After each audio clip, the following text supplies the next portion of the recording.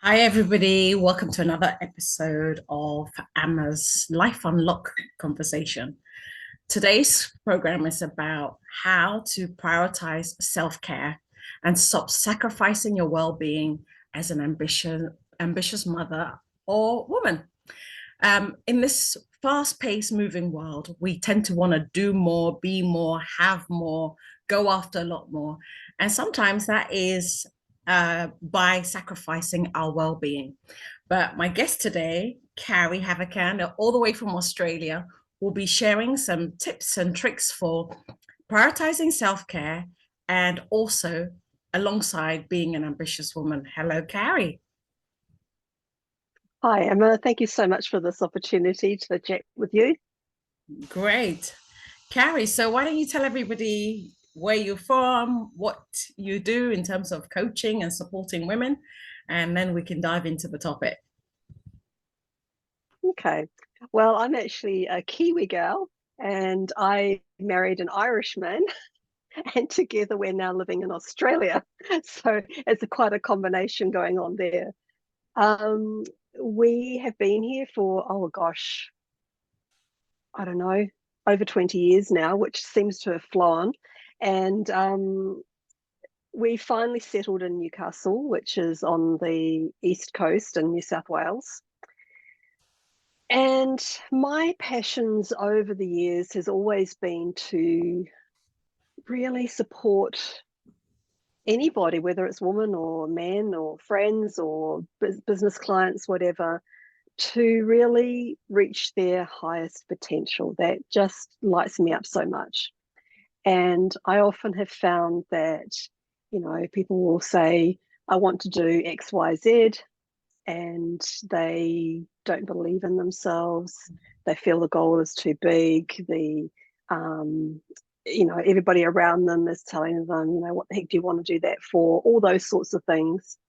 But when I'm speaking with the person and I can see how much it lights them up and I can see how much they're actually meant to do whatever it is that they're, dreaming and desiring to do, it lights me up to support them through that process Mm. and to help them to increase their vibrational frequency to be able to achieve what they want to do. Because if they don't increase their vibrational frequency, they're just going to stay in that same vibration and everything pretty much is going to stay the same. Mm. So for me, that's a huge part of elevating the person to be able to achieve their dreams and goals. Yeah. Well, that ties in with today's conversation perfectly, Carrie. But in case somebody's watching and they're not from the personal development background, and maybe this is the first time they're connecting with operating from a higher vibration, can you just explain a little bit more about what that means? Sure thing. So if you think about a rainbow Mhm. and you've got the different colors going from red and orange and yellow and green and blue and all the way up to the violet colors, each of the colors has a higher frequency or vibration than the one below it. And they all sort of merge at some point together as you transition into the next color and that. And that's kind of how I like to describe that vibrational frequency. And so we might start right now, maybe we're in the red color and things are a bit denser and everything like that. And our goal may be something so big that it's way up in the violet range, and that it feels so unachievable as a result. So to help with that feeling, because everything has a vibration, doesn't matter what it is, um, oops, everything's going everywhere. This book has a vibration. The window has a vibration. The chair we're sitting on has a vibration.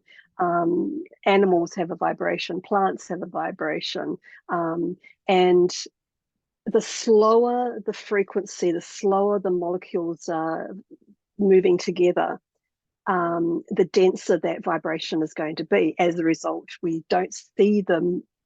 We don't see the activity, like we don't see the desk moving because it seems very dense, but it is very subtly. There is movement, yeah.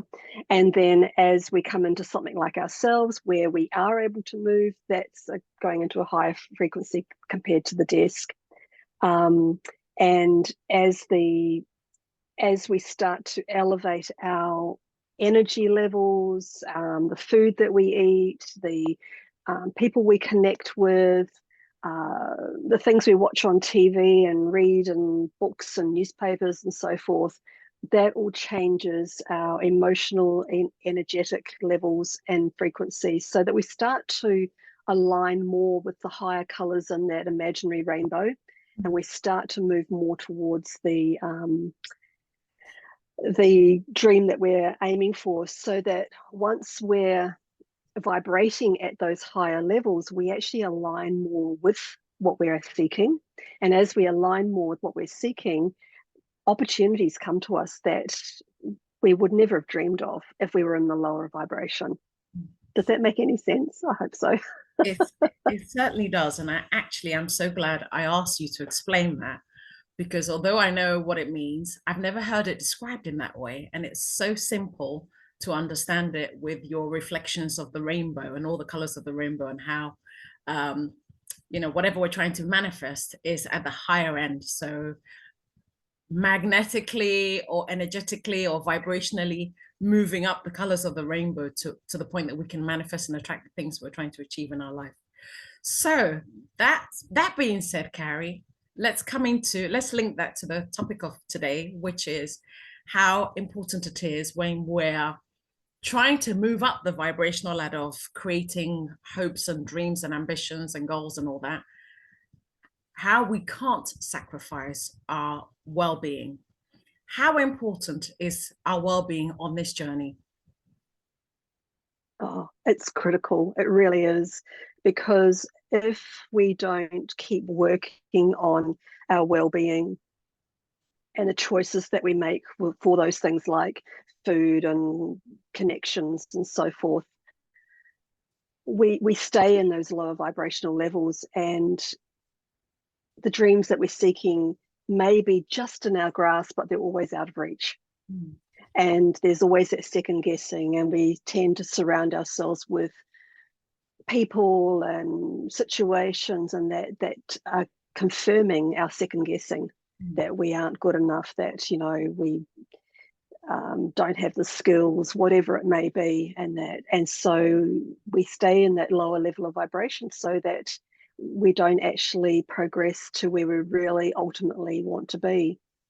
And our wellness can be affected in any number of ways. It could be as simple as just a cold, flu. It could be we have injury, or we have something even more severe that requires intense treatment or something.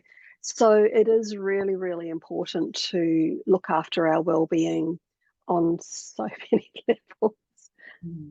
But I think, Emma, we need to determine what is well-being for ourselves, because for each of us, we're all very, very different. And what will be well-being for you might be quite different to what my well-being and another person and so forth. So like for some people who maybe are very driven, and they've always been like that all their life. They've been very competitive. They've done all the races at school, and they've gone for all the job promotions in their career, and all those things.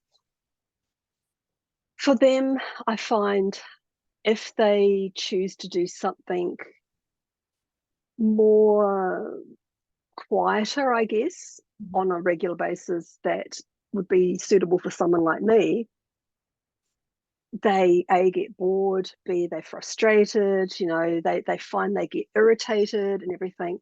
So it's finding for them what is their state of well-being, what do they do for their self-care to help them stay in that place of deep inner joy, and that their heart is uplifted. And that's how I find wellness for me is, when you're in that space of, really deep inner joy, and heart's uplifted. And so for them, it could, their self-care, their well-being could be, because they're so intense, could be to go do some intense activity like bungee jumping, or parachuting, or or something, or they might not go to something such an intense level, but on a regular basis, they might do, I don't know, running, and they might train for a marathon or a triathlon or something like that. And when they're in that space, they're in their zone, they're in their space of being very aware of how their body's moving and what they need to do and all that sort of thing. And they finish whatever the event or training happens to be, and their soul feels uplifted. Mm. And if their soul feels uplifted, they're in their space. Somebody like me, there's no way I'm going to do that. It doesn't do me. It doesn't do me any. It puts me into stress as opposed to into uplifted mode. So for somebody like me, I'm looking more at, I like my walks. I love my walks. And over the last few years, I've got into Nordic walking. And this is where you're using the poles like you would a skier. And as I'm walking, I'm so aware of how my body's moving. How is my foot striking the pavement? How is my pelvis moving? What about the awareness of the rotation through my core? How are my arms moving? Is my spine aligned? Is my head aligned with my spine? What am I noticing in my environment? We like to go really early in the morning. And oh my gosh, the beauty of those first minutes of the day, the colors of the sky, the birds that are awakening, the mirror of the lake that we like to walk by, or the roughness if it's a rough day. And that brings me joy. Mm. So I think you need to define what actually brings you joy so that you can use that as your go-to place to come away from those activities, and know that you feel uplifted and know that you've increased your vibration a little to be able to see things in a different light and to be able to make decisions in a better space. That's profound and so beautifully shared, Carrie. It's so true that our journey, although we walk very similar path, is also very unique and very special to us. What I find joy and happiness in it, and I am that adrenaline junkie, as you know. I'll parachute, I'll bungee jump, I'll do paragliding and all those things. Might not be somebody else's. So it's very important that everybody understand what lights them up. In coaching, we call it chasing the sparkle. You know what the sparkle is for you, you know what excites you, you know what makes you feel good. So it's coming back down to the awareness of what is working for your soul, because everybody's soul is different and everybody's gut is in their own body. So your gut also speaks to you and talks to you about your thing, what is your vibrational lift. And I also love that you brought it to everything to do with our senses. Notice what you can see, notice what you can smell, notice what you can taste on your walks, for example. I love the idea of you starting, I've seen a lot of your posts you share with us, even though it's your thing. Actually, you bring joy to most of us who are watching. There's something so magical and so shared appreciation for nature, right? And all the sunrises and skyline and different movements in nature that you share as you observe on your walks and post with it. I get the same uplifting journey. So that's really great. So thank you for sharing that. Carrie, if somebody is watching and they've never prioritized their well-being, either because they're chasing a dream or they're leaders in their role or their moms, as many parents are, and everybody else comes first, and then at the end of the day it's like 10:30 at night, I can't be bothered to give anything to my well-being, simply also because they don't even know where to begin. I know that it's very individual, but there's also some uniform things. For example, as human beings, we all benefit from working on our relationship. The quality of our relationship makes the quality of our lives, right? The quality of sleep. There's some fundamental solid basics that are uniformed. If somebody's watching and they want to start, but they don't know where to begin, Could you just give like four fundamentals that you would recommend as a starting point? And then, of course, they can tweak it, they can modify it, they can add their own flavors. Mm. Yeah, and look, it's really interesting, Emma. Over the years, I've seen so many women, just as you've just described in that, and even going beyond being a mother, they've been a grandmother, and they've sort of taken on that big role of helping out the families. Whether they've just got one child with lots of grandchildren, or they've got several children and they've still got lots of grandchildren, and they're trying to prioritize. And what I have found is that pretty much all of these women, and as a woman, you do have this beautiful heart, but these particular women, their hearts are so generous and so open and so loving, and they do receive a lot of joy in giving to their families, giving to the children and the grandchildren. And I think if they were in a career, they would still be giving everything to their clientele and so forth as well. And as a result of giving and giving and giving and giving, at some point, if you think of a cup and you fill the cup up, that cup starts to get emptier and emptier and emptier and emptier. And as it gets emptier, what I've noticed is they have, I suppose because I'm observant to it, I've noticed how I see tightness start to develop in their physical body. Mm. And that tension continues into the way they think in their mind, and comments that they start to make, judgments that start to be said, and criticisms that they would not normally express, not in the way that they're expressing now. And I see it start to turn into resentment. Oh, the kids want me to look after the kids again. Oh, this is happening. Whereas in the past it would have been absolutely fine. They would have loved to have taken it on board. They're getting to that point where they're resenting being asked. And even like, so I've been a yoga teacher for over 20 odd years, and even watching how they will give up something that gives them so much sustenance, like going to a yoga class, because they need to pick up the grandchildren from school or whatever it may be. And so when it comes to that, and knowing how we really, even just the smallest little practice can help to start to build the cup back up. It's like putting a drip of water back into the cup. The smallest of practices. So one really small practice that pretty much anybody can do once we get familiar with it is choosing particular times to just stop and take a breath.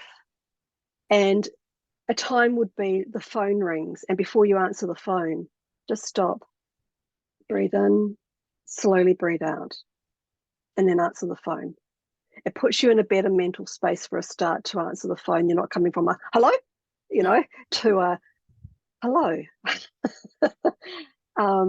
Before you put the key in the ignition of your car and start to drive off, pause, take a deep breath in, a slow releasing breath out. And those little moments through the day, I find, can be really helpful just to remind us that we need to keep replenishing. And they just give us those moments of replenishment. Other things to do would be, finding a moment when you can actually find a little bit of joy in whatever it is that lights you up. And it might be, again, the smallest of things. Instead of going bungee jumping or whatever, you watch a video of it and you just sit and enjoy somebody else's experience, but you're feeling the experience around it. Or you just go for a short walk around the block if walking's your thing. Or you take yourself down to a cafe and you sit there and enjoy a nice cup of tea, and maybe you read a book. And just doing that, once a week even, finding ways to sleep, because, it can be such a big thing in mind. You go through the day, mind's going, going, going, going, going, going, going, going. You get to bed, the mind's still going, going, going, going, going, going. And it's like, if you do go to sleep, it's from total exhaustion. It's not just purely because you're ready for sleep. So finding some sort of practice that you can do before you go to bed, like maybe it is a small meditation focusing on breath. Maybe it's having a nice warm cocoa drink or something along those lines. Maybe it's just sitting down and journaling maybe the things you're grateful for the day. So there's lots of little baby things that you can do to get started. And then as that sort of starts to come into practice, you can slowly embellish it and start to bring in other things that light you up. And obviously working with your coach at the time, then, you know, together you can work out a strategy that will work for you. Thank you for simplifying that, Carrie. Sometimes the simplest things, the things that we not take advantage of, but we misunderstand the importance of it, because very often we think fly me to the moon or take me over the rainbow, but it's little baby daily consistent action that makes the big difference. So I love that you simplified it to number one, just take a breath before you answer the phone or eat. My dad was really big about prayer before he starts the engine of the car or before he eats a meal. Mm-hmm. I guess it's also to inhale and to be present and to be thankful. So that's a good practice there. And then also I loved that you introduced walking into that daily action step and appreciating and celebrating somebody else's journey through either, you know, watching it on YouTube or reading biographies.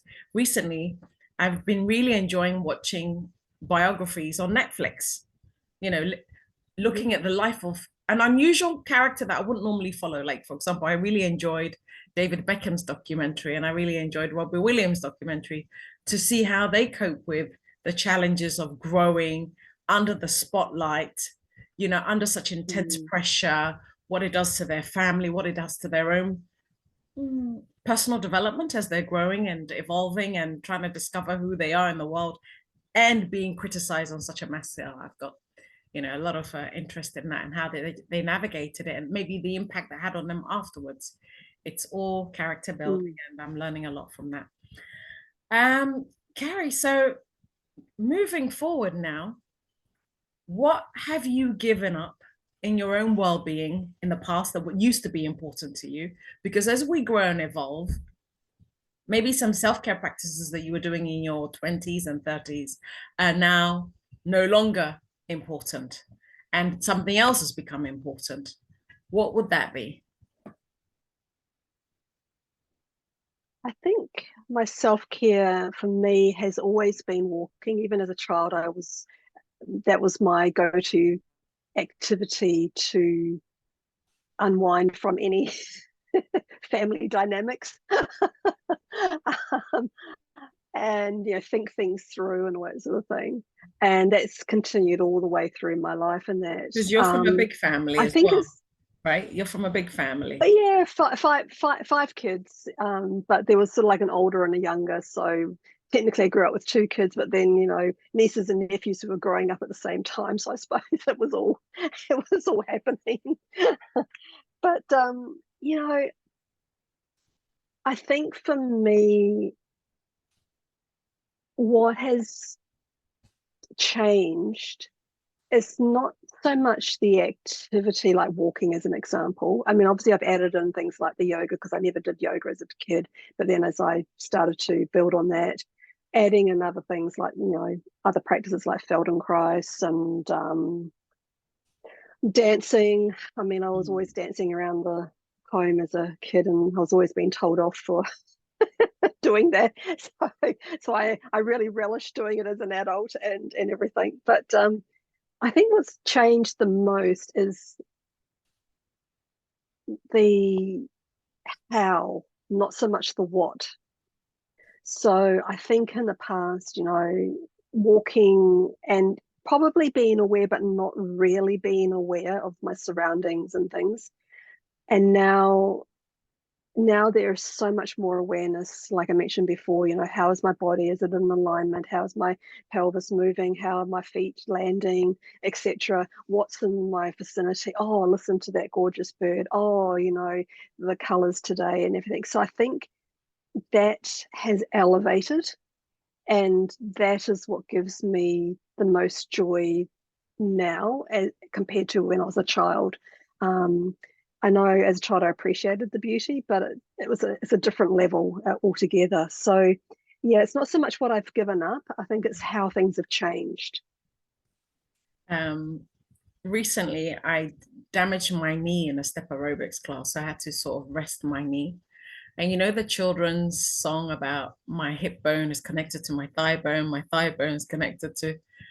I have a newfound appreciation for my body and my health when it's functioning well than I never had when I was no, I didn't have it, but I wasn't as conscious as how precious and how Mm. lucky we are to wake up every day and everything is working freely. There's not much, apart from obviously taking care of yourself, everything works all the time. But now, even if you're taking care of yourself as you get older, I wake up with more joint pains and I have to stretch. And, so I'm finding a new level of appreciation for the miracle of my body, but also doing things like pausing to, like you said, breathe, meditate, stretch, pay attention to what's normal in the body and what's not normal, and give my body what it needs. Like now, I won't go long periods of being thirsty. I will make sure that I'm drinking water because I know what it means for my hydration level and all that. So that's great. So I loved what you said earlier also about maybe sometimes when people prioritize others and didn't give so much priority to themselves, it ends up in bitterness and resentment. I'm seeing that in a lot of the older women who I coach, maybe feelings Mm-hmm. of regret that they didn't include themselves in the self-care, in the Mm. well-being of taking care of others and prioritizing others. So um, basically what I was going to say is, I love to bring this out. Self-care is not selfish. When you get on a plane, you know what this is. Oh, right. Okay. Yep. Yep. You were talking about fill your cup up. I'm also going to talk Yep. about put your mask on first, because if you're not Yep. breathing, you can't serve anybody else. What is it that you Exactly. teach women about self-care, not being selfish, and for women who feel guilty about taking time out to look to prioritize their self-care? How can they understand, give it priority so that everybody else can benefit from them taking care of their Mm. well-being?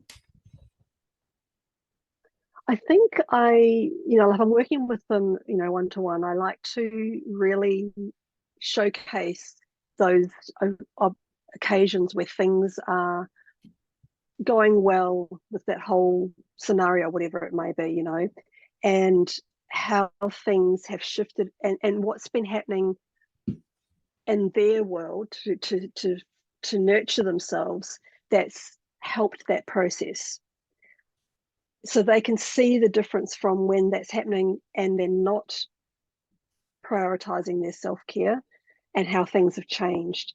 Because I think if you can compare the two, the realization is actually there, and they realize, oh yeah, I am actually in a better space to be able to help A or B or C or whatever it is.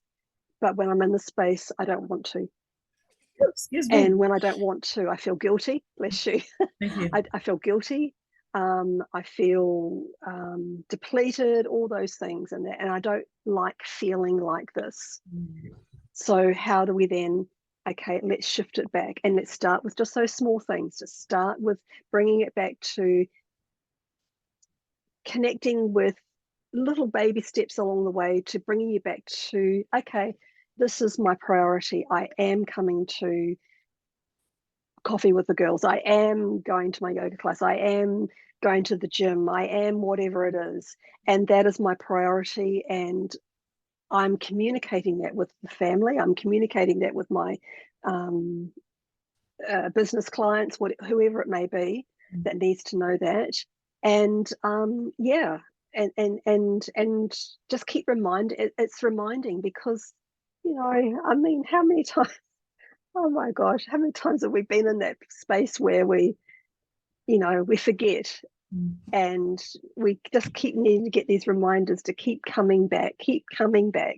And it doesn't matter how many times. And it's like, with relaxation as an example, or even with meditation, with relaxation, so many times, many of the students would fall asleep. There's one or two that would always fall asleep, and you'd hear this little purring going on, and that they were fast asleep.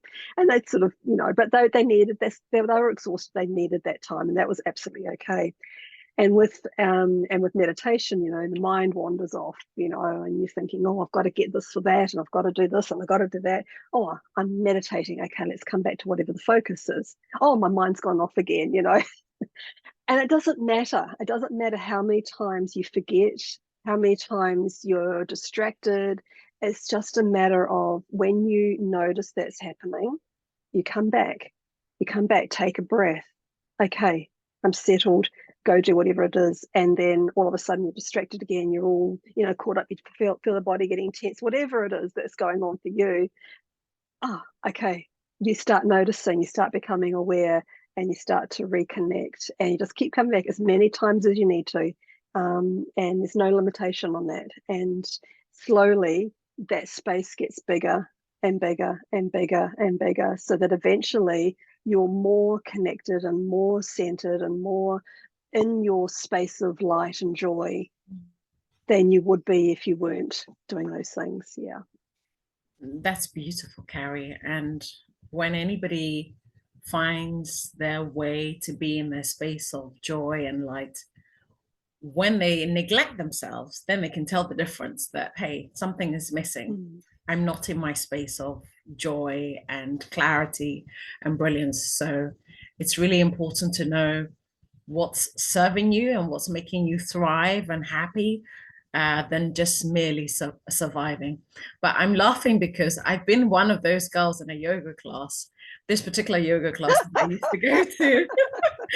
They used to give us a blanket, Carrie, and turn the AC up, and it was so cold in there. And literally, I will wake up from the sound of my own snoring because I've gone such a deep sleep. So I'm laughing, but I was laughing when you're describing that. That's been me in your class, fast asleep. But that's a compliment to the teacher because it meant that they actually got me into a deep state of relaxation. Not just that I needed the rest, Yeah. but I actually surrendered to the process and allow my body to completely become relaxed and rested. So, Carrie, I also love that you touched on like the signs of your body being neglected of self-care and eventually giving yourself what it needs to thrive. My last question is, do you have any practical tips for physical, mental, and emotional health? Obviously, everything that you've touched on plays a role in that, but is there anything new that you're trying at the moment? Or like, for example, Carrie is a specialist in essential oils, and she very kindly gifted me this right here, and that's my obsession right now. I put a couple of drops of this Believe oil just before I go to bed, and I actually mix mine with lavender oil as well. And I'm so into my oils. But you are the expert on oils. Do you want to talk to people watching about how oils can help create a better physical, mental, emotional, and psychological well-being? Absolutely. Um, essential oils are the parts of the plant that can be anything. It can be the flowers, it can be the seeds, it can be the roots, it can be the leaves. And they're really highly concentrated in the distillation process. So you only need a drop or two, depending on what you're doing. I mean, I've got the diffuser going here, so I've got a few drops in there. I've got some drops of magnify your purpose on my wrists. I've got some higher potential on my crown. And this is also part of my way of elevating my vibrational frequency.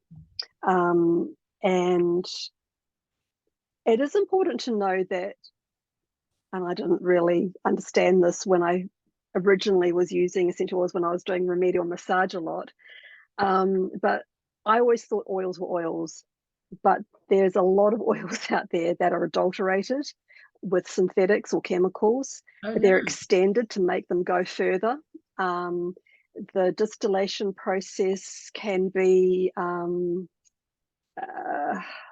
compromised by the fact they haven't cleaned the distillation adequately and appropriately, because it costs a lot of money to actually clean it out between batches and things. And also where the oils are actually coming from. What are the farm conditions? Is the seed a good seed? It's not a GMO, genetically modified. Is that what I'm trying to say? Seed, is the soil adequate? Is it thoroughly nourished, etc.? Is there testing along the way? And is it adequate testing? I mean, so you really need to look at the types of oils. So if you just go into your local, I don't know, health store or supermarket or whatever, where they tend to be, you get $5-10 oils. I just walk past them these days, because I know that they're adulterated. And these days I can actually smell that difference. they're not real. They're a fragrance, yeah. And if we're using anything like that has the fragrance, that's actually chemicals and synthetics, and that's keeping our vibration denser. So we're not actually elevating, and we want to be elevating to be able to go towards our dreams and goals and everything else we want to aspire to. So you do need to look at the companies that you're working with.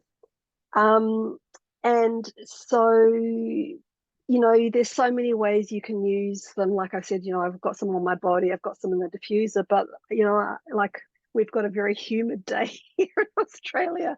So I've got a little spray bottle that I have some peppermint and some water, and I'll just spray that periodically just to help with the cooling aspect and that. So there's lots of DIYs you can do. There's so many things, and all those little things are building layer upon layer upon layer to help you keep that vibrational frequency at a higher level than if you weren't doing any of those things or using more compromised type of products. Yeah. I don't know if I answered that question or not, but I can't even remember what the question was now. You certainly did, Carrie. It's very important that you bring us to our awareness of the amount of chemicals that we come in contact with, not just in oils, but in everything these days in our household products, Everything. from shampoo, washing up Absolutely. liquid. I mean, even down to the candles and diffusers and burners and all of those things that are supposed to be good for you in relaxation. And exactly. And as women, most of us, especially if we go through the traditional, cleansing, moisturizing, cosmetics, product for our hair, etc., perfumes, etc., most of us have put on at least 200 to 300 different types of chemicals without even realizing it from all these products that we're using. A day. It's horrifying. It really is. And it's not until we actually understand what's happening that we can start to shift and change and find better alternatives. Yeah. So not just the impact it's having on our lives, but it's also the impact that it's having on our potential. There's many layers to this. Carrie, thank you so much for being here. I feel like I can talk to you forever. There's so much I learned from you. I enjoy our conversations always. And guys, if you're watching, I hope you found this useful. If people want to get in touch with you, Carrie, and follow you, like you, learn more about what you do, where do they find you? What's the best place to find you? Probably just go to my website, www.arnhemlife.com. So Arnhem is A for Apple, N for November, A for Apple, M for Mary. And yeah, that's probably the easiest because they've got all the connections there. So yeah. Okay, guys. So Arnhem Life it is. Carrie, it's been great as always. So good to see you back. We haven't spoken, I think, since March. So I'm so happy that we connected today. And thank you everyone for watching, and we'll see you next time. Take care and bye for now. Thanks, Emma, for the opportunity. You're welcome. Bye, everyone. Bye.